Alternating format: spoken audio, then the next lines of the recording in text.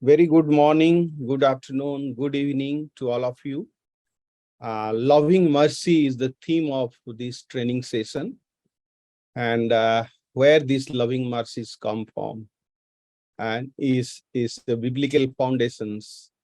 Micah chapter 6, verse 8, and being a responsive uh, humanitarian group of people, we are together here to learn core humanitarian standards. Uh, today today's session is we are only talking about 1, 3, 2, 3, and 6 commitments. Uh, I choose a subtitle of that: Act Justly.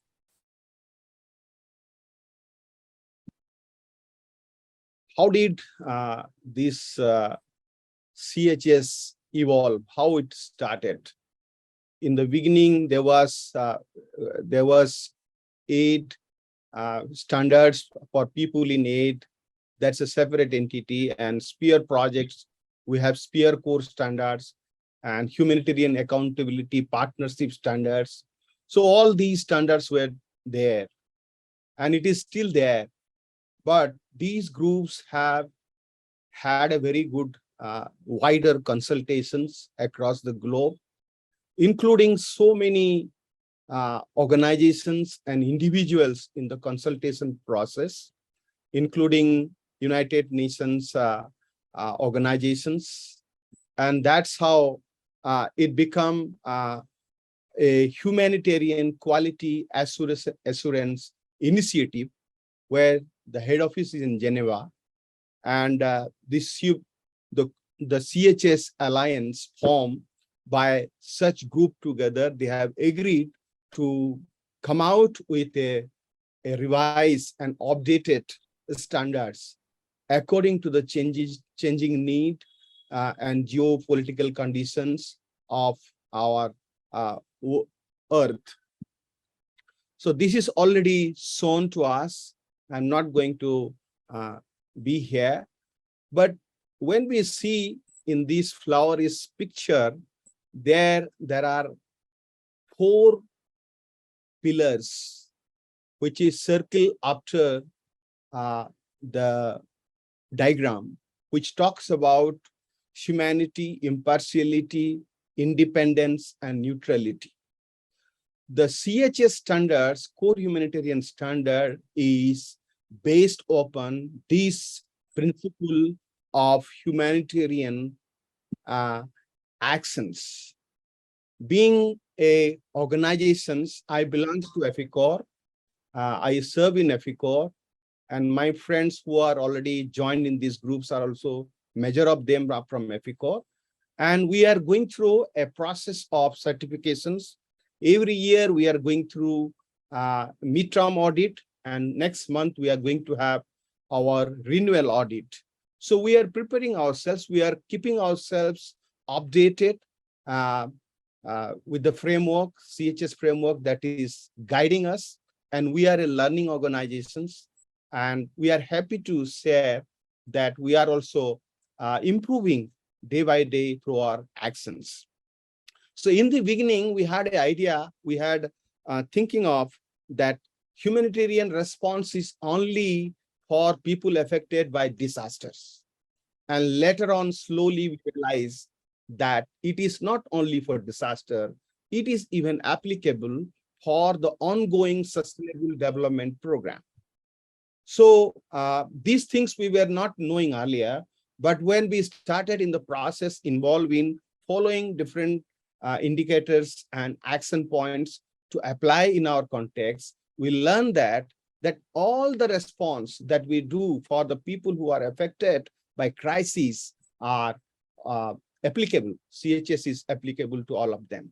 So these 4 key foundations of the standards is, I feel, more of being a believer is a biblical, because human suffering must be addressed, irrespective of like their identities or their ethnicity. Impartiality Impartiality is talking about when there is a crisis, we are not there to judge who is the where we should go and how this group or that group. It's a complete uh, uh, impartial way of responding to the need of the communities. And independence, that our actions are not influenced by any political, government, or religious influence. We are independent to respond to the need of the community, because when we are responding to the need, there are different groups and the majority can easily influence us. The neutrality, there is all over the world, we see that there is conflict. There is uh, there is now in our country or other country, we see there is conflict all around. And in that context, how can we be neutral? And this is how we are learning and we are practicing. CHS is applied to both the organizations who are directly implementing program and the organizations who are funding these programs, and both implementing and funding. So it's even individuals involved and responding to the humanitarian crisis. So it is not only implementing organization, but funding organization also can be applying this CHS standard. What we have learned over the years is while practicing this one, we have improved in our good program management practices. We have also improved in using the technical quality standards and effective management and organizational policies that really we have bring in, which we were not having. Like there are many, my colleagues will be sharing, talking about what are the policies that we brought in after CHS and after the learning. And also, we also improved a lot in monitoring and quality assurance of our projects. We now started practicing risk assessment of each of the projects and activities that we are doing in different parts of India. And these are all helping in our learning process. I will not repeat this, but I want to reiterate saying that the quality criterion for commitment 1 is to ensure that our response is appropriate and relevant. And commitment 2 is humanitarian response is effective and timely. And commitment 3, that the response strengthens local capacities, avoid negative effect. And commitment 6 is about coordination and collaborations with the other stakeholder agencies. This is very details which can be, you can see below www.humanitarianstandards.org. You can visit this website and you can have some ideas and phrase tips how to apply in your context. But I want to focus on some key action point which was said to us earlier, that every project and every response that they do is having a rapid assessment, need assessment, or what we call is sometimes a secondary source of information. So in the crisis where we were unable to assess directly, also have options of opting for other joint need assessment conducted by somebody else. But in the process, what happened? 1.3 action point talking about adopt programs to changing need and capacity and context. When we develop and design a project, and once the project is approved, and when we go to the ground, we see there is changes. There is changing of need. So what in Eficor we do is we need to do situation updates. When we are responding at crisis, the situation updates come up with the changing need. And that's how that's become a rational point to make our revision of response, or in the whether it is the finance or whether it is the actions. So therefore, this is we have to very important to keep in mind. And I wanted to talk about the technical standards. The technical standards are very, very important when we are responding to the humanitarian crisis. Whether it is the food, whether it is a shelter, whether it is a water and sanitations, what are the standards recommended by different quality standards? So it's not what we decide, but the people over there who need it. If we decide and give it, it is not relevant to them. So that's how we fail. And that's a challenge often we see in different humanitarian response. So how much time we have spent and how much we have given our attention and we have listened to the people who are affected by crisis.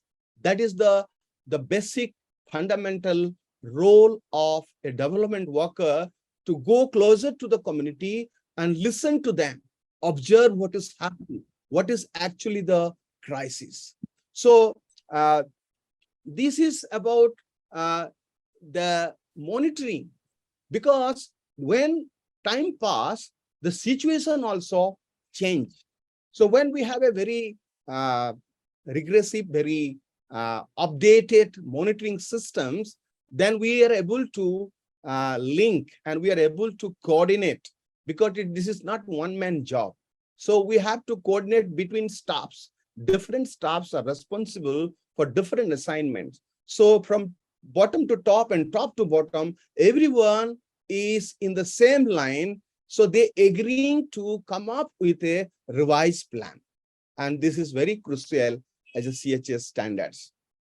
And commitment 3, which talks about, is mostly of assessment, risk assessment, and enabling local leadership. We are talking about resilience capacity and early recovery to the disasters happen to the community or the situation affected to the community. So our program design should be in a way that will address to the immediate need, as well as address to the enable community to face the forthcoming or future disaster conditions. Now we are living in a context where the disasters are coming up frequently. In my country, India, we are receiving every time a flood, every time cyclone, heat waves, water scarcities, hunger. All these crises are coming one after another. So how our programs is enabling community to be prepared to face such kind of situation. That's how we are talking about the resilience capacity. And also we need to, it talks about the exit plan and transitions, so that our approach and our response will not make people dependence. They will not depend on our resources. They will not depend on what we are giving. If they keep on depending, then we are not enabling them to become resilient. So we have to keep that in our mind. And the very, very important, which is we are hearing from different news, and we are also experiencing in our actions, that there is a high chance of people getting negatively affected by or through our response. What is that? 3.6 in this slide talks about. It talks about people's safety, security, dignity, and rights. Then B, very important, which is always difficult to identify, and how do we facilitate community to and our staff to be preventing people affected by the sexual exploitations and abuse by staff. Culture and gender, how much we incorporate our plan into community culture, how much we are sensitive to the gender situations and social political relationship, and how much we are aligning with a plan that will support and enhance the sustainable livelihood, and how much our plan is promoting sustainable environment or not damaging anything to the environment, not causing any damage to the environment. What kind of materials we are distributing, what kind of things that we are using, so that people are actually not in danger and not negatively affected through our response. That we have to be very mindful of. And commitment 6, it talk about our coordinations, our coordinated efforts, because we have learned over the years that only one organization's response to a crisis is not enough, and we are not able to respond to the emerging need of the community wholly. Therefore, we need to refer community need to different people, whether it is the government, whether it is other civil society organizations or churches or any agencies or individuals who can come in and help these affected people. So there's a need of coordinated effort. It is in Eficor, we practice, we are part of various interagency groups, we are part of various networks. So any time of emergency response or disaster response, we used to have a regular, frequent meetings, knowing who is doing what and who is available for what. So in that way, we link and we support to the communities affected by crisis. I think with this, I wanted to hand over this time to my colleagues who will be talking more of practical aspect of how we are managing CHS commitment in Eficor. Over to Mr. Prasant this time. Okay, thank you very much, Jitu bhai. And I'm very happy to be here. And we are also thankful to Micah Network for giving us this opportunity to share about CHS. And here, two things I would like to say. That one thing about CHS, there are two very important principles at the organization, that we should keep community at the center. And the second is we should, Eficor being a learning organization, we learn and continuously improve. So those two things are very important for us. Actually, Eficor, in line with CHS commitments, if we look at Eficor's improvement, Eficor has made several changes at both at organization and project level. Eficor also has introduced various policies, and time to time we are updating our Eficor's program manual, relief manual. And if you look at our current strategic plan, you can also see that the core humanitarian standard commitments are being reflected. So how do we ensure that? How do we ensure those commitments at the organizational level, at the project level? As the commitment one says, that our responses need to be appropriate and relevant. How do we ensure that? That if we look at our program manual, our relief manual, it is a mandatory to conduct a systematic, objective and context analysis and need assessment. It's a mandatory for each one of us that before we start any relief or our ongoing regular programs, there has to be a systematic context analysis we need to do. And second thing, we are revising our programs based on the changing needs and context every year. Suppose if the program is for 3 years, if suppose we have developed a proposal for 3 years, if it is being approved, but next year again we go to the communities and try to ascertain the current context. The context, what was there 1 year before, may not be the same after 1 year. So the context keep changing. So every year we go to the community, conduct a systematic need assessment, and accordingly we revise our programs. So that is how our programs, we try to ensure that it is more appropriate and relevant to the context. Commitment 2 talks about that our responses has to be effective and timely. How we ensure that our responses are effective and timely? As in all our programs, there are CBOs, community-based organizations, who are being trained, they are well equipped. In the CBOs, they have a contingency plan. Yes, we understand in times of emergency, in the relief situation, it's difficult to get the external fund immediately. So the contingency plan and contingency fund that community have, they are using that money for an immediate purpose, and they are being capacitated to know the early warning system. The communities are given awareness on early warning system. And every project has an implementation plan which clearly spell out what activities need to be done, when need to be done, how, who will be the responsible. It actually helps us to conduct the activities in a timely and effectively manner. So having a project implementation plan is very important. We have also developed a referral mapping tool. Yes, every organizations are not expert. So we actually, if some other related, some other technical support or services are required, we have developed a referral mapping tool whereby we refer to the respective government agencies or respective civil society organization. Then apart from that, we have developed performance measurement framework. Every project has those framework to track the progress in terms of output, in terms of outcome. So we keep tracking so that our programs has to be effective and very timely. When we talk about commitment 3, that it talks about strengthening local capacity and avoid negative effects. How do we ensure that?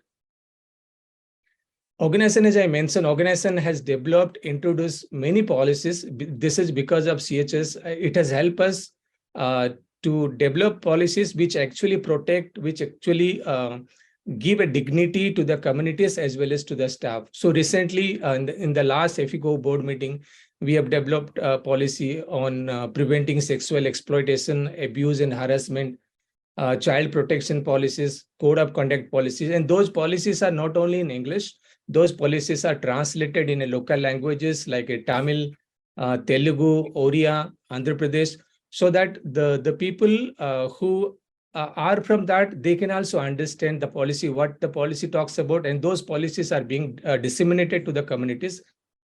And we have a data, because do no harm is a very important important commitment, that none of our activities should harm the communities.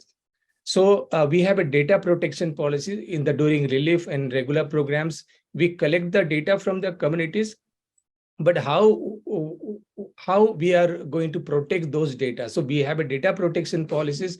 So those policies are being protected.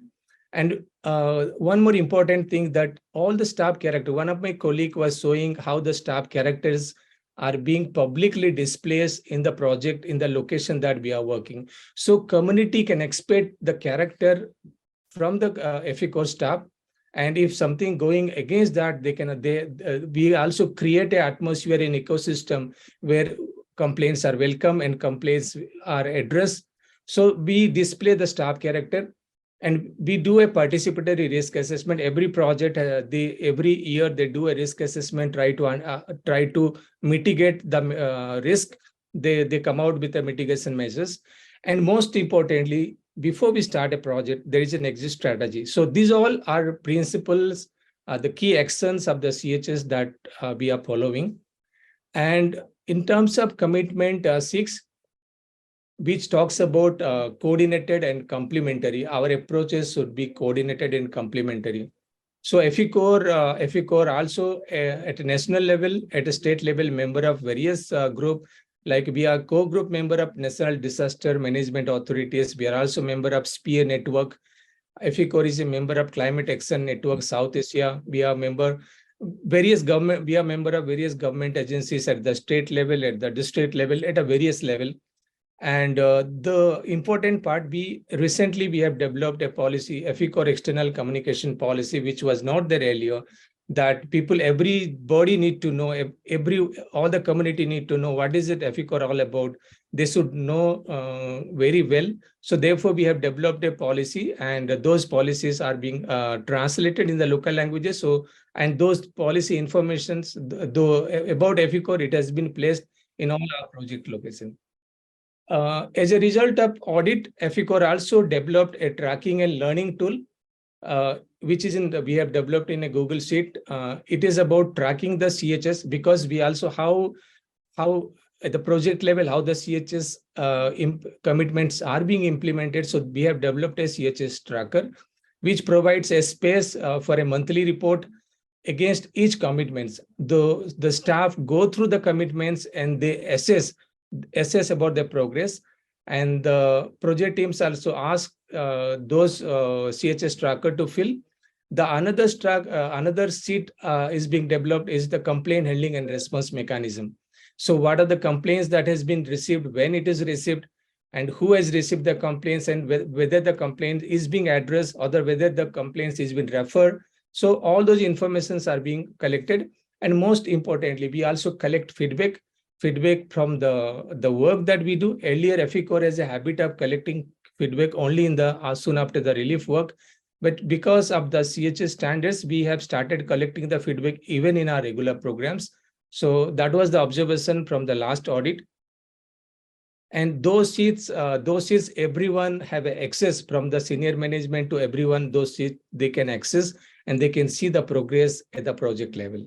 So that is how we implement the CHS standards. So it is not just adhering to the commitments, but most importantly, that community should be the center of our intervention. We should give the power to the community. That is the key essence of the CHS. That's what I just want to tell. And second thing, there has to be a strong commitment from the organization level to develop those policies, and those policies need to be translated into practice.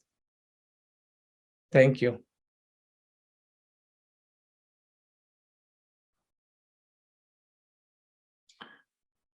Thank you, Prasant. Thank you, Jitu. Jitu, do you have anything final to say, or? We thank you for giving this opportunity to share about our work. And definitely, we are all doing it. One thing I wanted to say is, we may be practicing so many these indicators, actions we are practicing, but finally, when we are, because CHS is a voluntary actions, it is up to us whether we go for CHS certification, whether it is third-party certification or independent. This is on us. But what we have learned is, when we practice, we need to have evidence. So CHS make us to keep our records in a proper manner. And being a humanitarian organization, the humanitarian response started with compassion. And we do a lot of things what CHS says, but we have not kept the record as per the indicators and for verification and for CHS certification. So that's what I want to say is, everyone is doing good job, but a little planning and strategically looking at the response, humanitarian response, keeping records and keeping everything step by step would make us more good, more access towards our humanitarian response. That's what my final word I want to say here.